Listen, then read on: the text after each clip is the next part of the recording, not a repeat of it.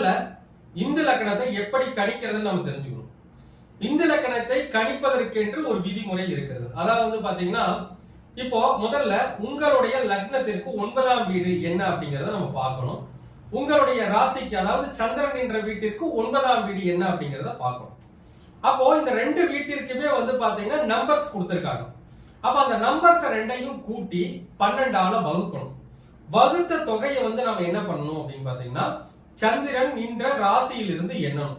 அப்படி எண்ணுகின்ற பொழுது எந்த ராசி நமக்கு வருகிறதோ அந்த ராசியில் இருக்கின்ற கிரகங்களுடைய திசாபுத்தியில் அல்லது அந்த ராசியுடைய அதிபதியுடைய திசாபுத்தியில் அல்லது அந்த ராசியை பார்க்கின்ற அந்த திசைகளுடைய அமைப்புல அவங்களுக்கு அந்த ராஜயோக பலன் அப்படிங்கிறது கண்டிப்பா கிடைக்கும். அப்ப பாத்தீங்கன்னா அது எப்படி கணக்கீடு செய்யணும், உதாரணமா ஒரு விஷயம் சொல்றாங்க. இப்போ ஒருத்தர் கன்னியா லக்னத்துல பிறந்திருக்காங்கன்னு வச்சுக்கோங்களேன். கன்னியா லக்னத்துக்கு